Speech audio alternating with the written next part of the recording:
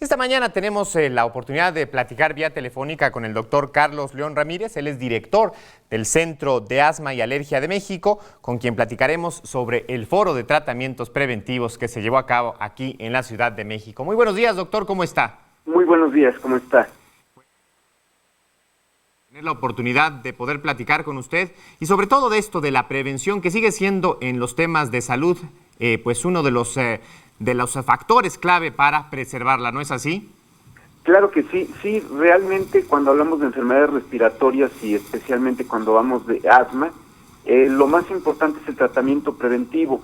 Desgraciadamente en nuestro país y en nuestra ciudad cada vez tenemos más pacientes con asma y sobre todo en el invierno estos pacientes con asma van a recaer frecuentemente y las medidas preventivas entonces tienen importancia fundamental.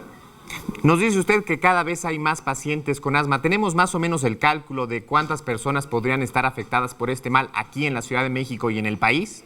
Sí, hay estudios recientes que nos indican que aproximadamente el 10% de la población tiene asma. Eso significa que más o menos en el país tenemos de 10 a 12 millones de asmáticos y en nuestra ciudad o en la zona metropolitana pues yo creo que andamos alrededor de 1 o 2 millones de asmáticos. Es una cantidad importantísima. Ahora, ¿cuáles son las medidas que estas personas deben de observar para cuidarse y sobre todo protegerse en estas temporadas de invierno? Bueno, la primera medida sería para todo el público, para todas las personas, tengan o no tengan asma, ¿sí?, que es tener aplicadas todas las vacunas respiratorias que sea posible, porque hay varias. La vacuna del neumococo, la vacuna de influenza, la vacuna de Haemophilus influenza. Entonces son 3 o 4 vacunas respiratorias que niños, adultos y ancianos deberían de tener. Esa sería la primera medida y que además es fundamental. Bien. Ahora, también desde luego la alimentación y el abrigo son fundamentales, ¿no? Sí, desde luego, se recomienda una alimentación rica en antioxidantes, entonces rica en vitamina A, en vitamina C, en vitamina D, pero desde luego la alimentación tiene que estar balanceada, equilibrada.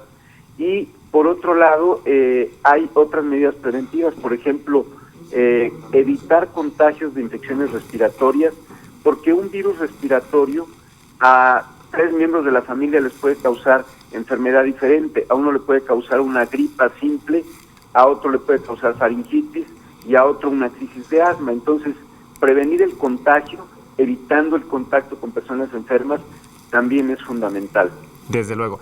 Esto que usted está tocando es muy interesante, doctor, porque quizás a una persona un virus, una afectación menor para un asmático podría ser un problema mayor.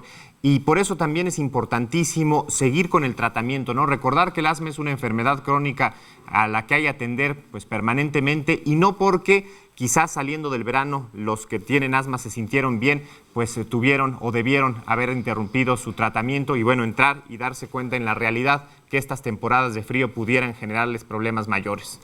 Sí, desde luego, muchos pacientes con asma en el verano suspenden el tratamiento porque se sienten bien y en el invierno se les olvida reiniciarlo y esto da lugar a crisis de asma graves con hospitalizaciones también.